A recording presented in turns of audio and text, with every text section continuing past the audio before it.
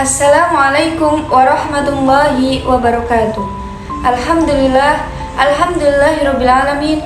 Assalatu wassalamu ala asrofil anbiya'i wal mursalin wa ala alihi wa sahbihi ajma'in, amma ba'du. Alhamdulillah, segala puji bagi Allah yang telah melimpahkan rahmat dan karunia-Nya kepada kita semua. Sholawat serta salam semoga tercurahkan kepada junjungan kita Nabi Agung Nabi Muhammad SAW beserta keluarga, sahabat, dan seluruh umatnya yang setia mengikuti sunnah-sunnahnya hingga akhir zaman.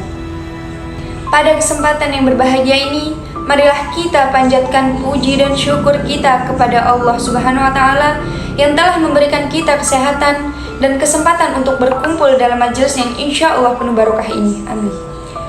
Semoga kita semua senantiasa berada dalam lindungannya dan diberi kekuatan untuk selalu taat kepadanya. Hadirin sekalian yang dirahmati oleh Allah, pada kesempatan kali ini saya akan menyampaikan sebuah tausiah atau ceramah yang sangat penting, yaitu tentang berbakti kepada orang tua. Tema ini sangat relevan bagi kita semua, karena orang tua adalah sosok yang sangat berjasa dalam kehidupan kita.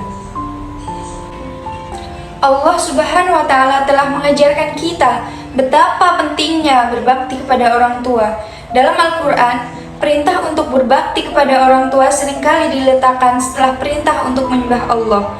Ini menunjukkan betapa tinggi kedudukan kedua orang tua di mata Allah. Mari kita perhatikan firman Allah dalam surat Al-Isra ayat 23-24. A'udzu billahi minasyaitonir rajim. Bismillahirrahmanirrahim. Wa qada rabbuka alla ta'budu illa iyyahu wa bil walidayni ihsana. Imma yablughannaka kibara ahaduhuma aw kilahuma fala taqul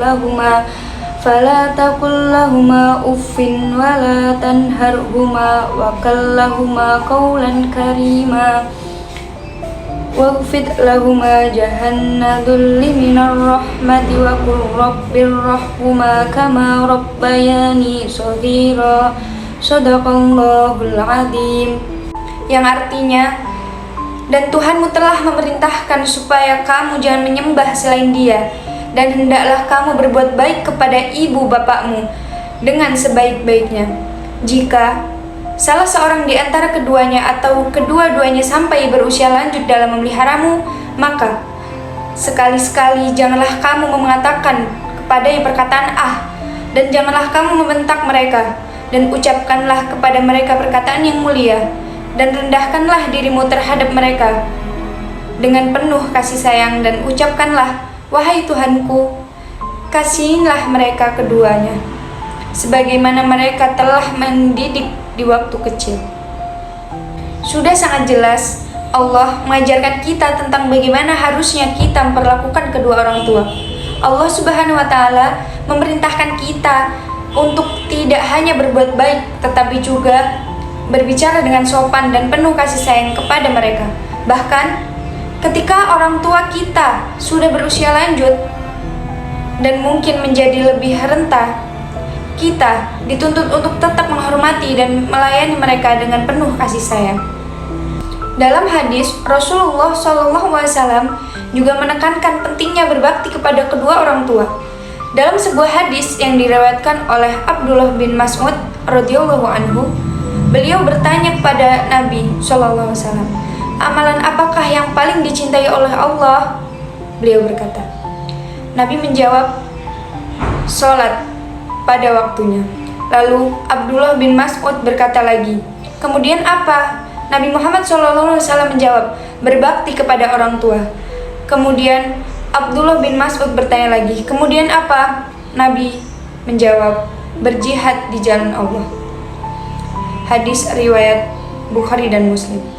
Dari hadis ini kita bisa melihat bahwa berbakti kepada kedua orang tua adalah amalan yang sangat dicintai oleh Allah. Bahkan ditempatkan setelah kewajiban sholat, ditempatkan setelah kewajiban kita kepada Allah, yaitu sholat. Saya akan menceritakan sebuah kisah pada zaman Rasulullah SAW. Ada seorang pemuda dari Yaman yang sangat terkenal karena baktinya kepada ibunya. Dia adalah Uwais Al-Qarni. Meski tidak pernah bertemu langsung dengan baginda Nabi Muhammad SAW, Uwais Al-Qarni mendapat pujian dari Nabi karena pengabdian yang luar biasa untuk ibunya. Uwais Al-Qarni tinggal di Yaman bersama ibunya yang sudah tua dan lumpuh. Karena kondisi ibunya yang membutuhkan perawatan penuh, Uwais memilih untuk tetap tinggal dan merawat ibunya dengan penuh kasih sayang. Dia menunda keinginannya untuk bertemu Nabi di Madinah karena tidak ingin meninggalkan ibunya sendirian. Suatu hari, Uwais meminta izin kepada ibunya untuk pergi ke Madinah dan bertemu dengan Nabi. Ibunya memberikan izin dengan syarat Uwais harus segera kembali setelah bertemu Nabi. Dengan hati yang gembira, Uwais berangkat ke Madinah. Namun, ketika ia tiba di sana, dia tidak bisa bertemu Nabi Muhammad SAW karena Nabi Muhammad sedang berada di medan perang. Uwais merasa sangat kecewa, tapi ia tetap memutuskan untuk segera kembali ke Yaman sesuai janjinya kepada sang ibu. Setelah kembali ke Yaman, Uwais melanjutkan baktinya kepada ibunya tanpa pernah mengeluh. Keikhlasannya merawat ibunya sampai ke telinga Nabi Muhammad SAW. Beliau berkata kepada para sahabatnya, akan datang kepada kalian seorang pemuda yang belum kita pernah bertemu dengannya, yang bernama Uwais Al-Qarni. Ia adalah penghuni langit dan penghuni bumi mengenalnya karena baktinya kepada ibunya. Jika kalian bertemu dengannya, mintalah doa dan istighfar darinya.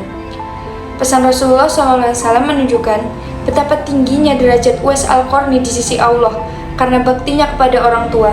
Meski Uwais tidak terkenal di kalangan manusia, namanya harum di langit karena perbuatannya yang mulia. Dari kisah Uwais Al-Qarni, kita dapat mengambil beberapa pesan moral. Seperti kita berbakti kepada orang tua adalah ibadah yang paling utama. Baktinya Uwais kepada ibunya menunjukkan bahwa baktinya kepada orang tua adalah salah satu amal yang sangat dicintai oleh Allah. Bahkan Nabi Muhammad SAW memuji Uwais dan mengajarkan kita untuk menghargai jasa orang tua. Uwais tidak pernah mengeluh atau merasa terbebani dengan tugas merawat ibunya. Keikhlasannya dalam berbakti kepada orang tua adalah contoh nyata bagaimana kita harus berbuat baik kepada orang tua tanpa pamrih. Meskipun sangat ingin bertemu Nabi, Uwais lebih memilih untuk segera kembali ke Yaman demi memenuhi janjinya kepada ibunya. Ia mengajarkan kita untuk selalu mengutamakan kepentingan orang tua di atas kepentingan pribadi. Meskipun Uwais tidak terkenal di banyak orang, Allah dan Rasul-Nya mengenal dan memujinya. Ini menunjukkan bahwa amal perbuatan yang baik, meskipun mungkin tidak terlihat oleh manusia, akan mendapat balasan yang setimpal dari Allah SWT. Hadirin yang dirahmati oleh Allah, marilah kita meneladani kisah Uwais Al-Qarni dengan selalu berbakti kepada orang tua kita. Tidak ada kebaikan yang sia-sia di hadapan Allah. Semoga Allah memberikan kita kekuatan dan keikhlasan untuk selalu berbakti kepada orang tua, dan semoga kita mendapatkan keberkahan dan keridhaan Allah. Sekian dari saya. Wassalamualaikum warahmatullahi wabarakatuh.